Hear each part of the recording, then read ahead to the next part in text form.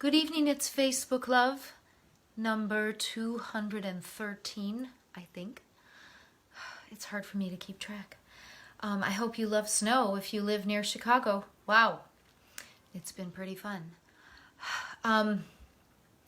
It's the first day of Black History Month, which I was reminded of first thing this morning.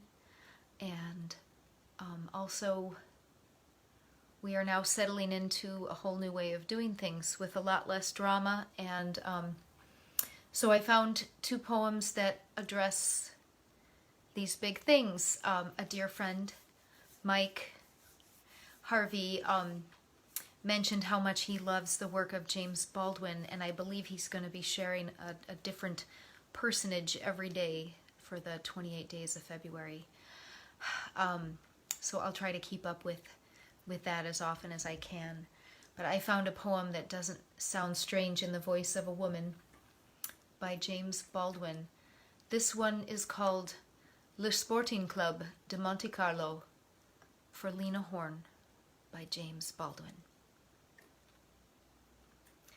The lady is a tramp, a camp, a lamp.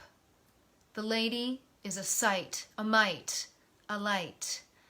The lady devastated an alley or two, reverberated through the valley, which leads me and you. The lady is the apple of God's eye. He's cool enough about it, but he tends to strut a little when she passes by.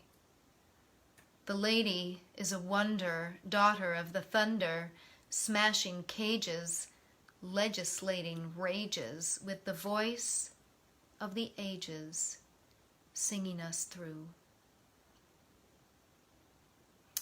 From a collection called Jimmy's Blues from the James Baldwin estate. I think the newest copyright is 2014. So that actually gives you two personages for Black History Month today, James Baldwin and Lena Horne, a singer. This other one makes me think about where we are in our life as people, especially when there's been a big trauma, any kind of trauma, war, natural disaster, etc. This is by a writer named WISLAWA SZYMBORSKA, and it's been translated into English.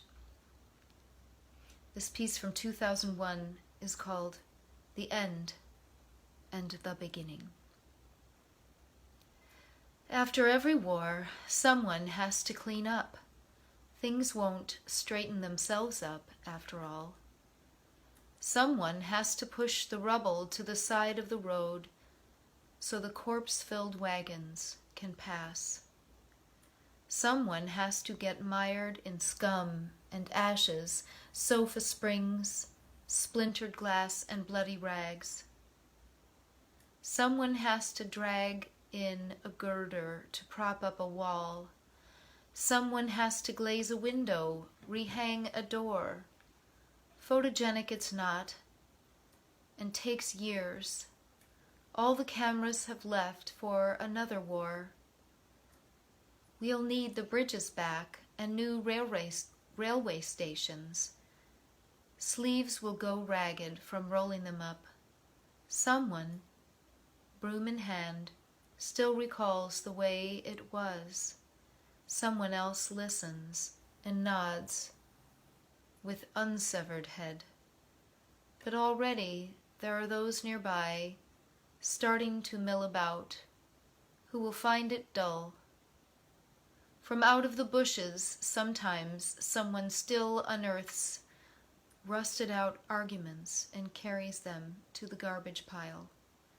Those who knew what was going on here must make way for those who know little, and less than nothing, and finally as little as nothing. In the grass that has overgrown causes and effects, someone must be stretched out blade of grass in his mouth, gazing at the clouds.